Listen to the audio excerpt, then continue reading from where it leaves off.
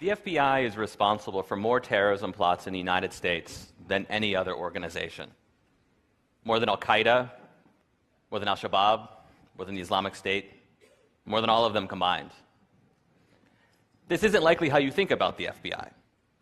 You probably think of FBI agents gunning down bad guys like John Dillinger or arresting corrupt politicians. After the 9/11 terrorist attacks, the FBI became less concerned with gangsters and crooked elected officials. The new target became terrorists, and the pursuit of terrorists has consumed the FBI. Every year, the Bureau spends $3.3 billion on domestic counterterrorism activities.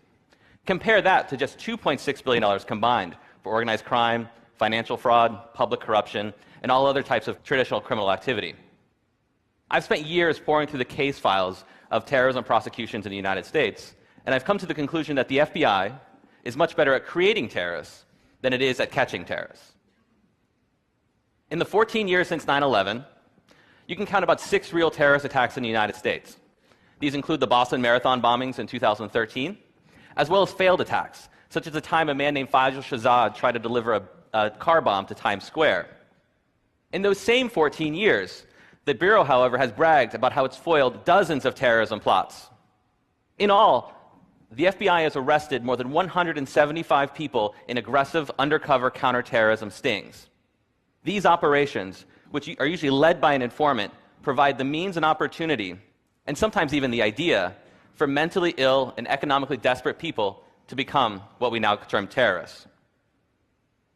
After 9/11, the FBI was given an edict. Never again. Never another attack on American soil. FBI agents were told to find terrorists before they strike. To do this, agents recruited a network of more than 15,000 informants nationwide, all looking for anyone who might be dangerous. An informant can earn $100,000 or more for every terrorism case they bring to the FBI.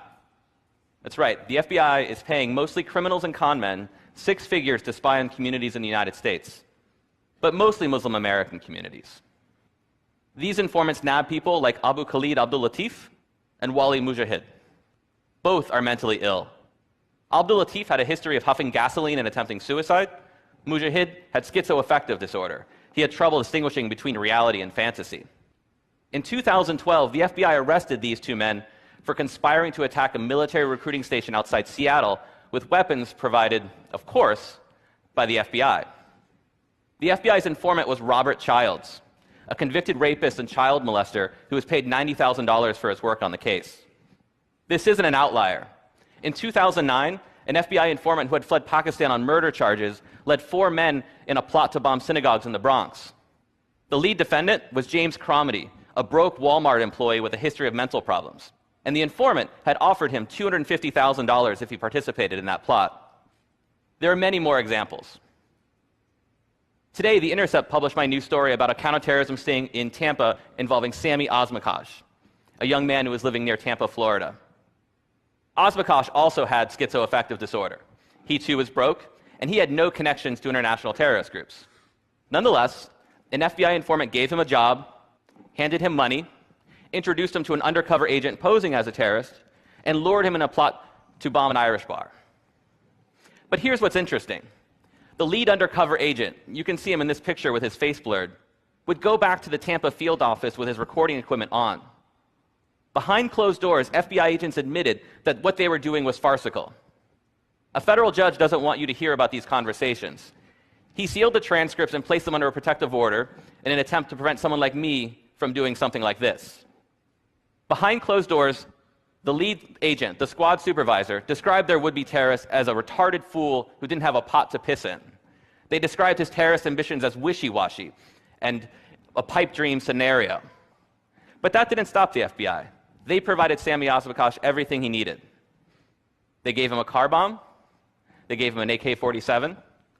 They helped him make a so-called martyrdom video. And they even gave him money for a taxi cab so he could get to where they wanted him to go.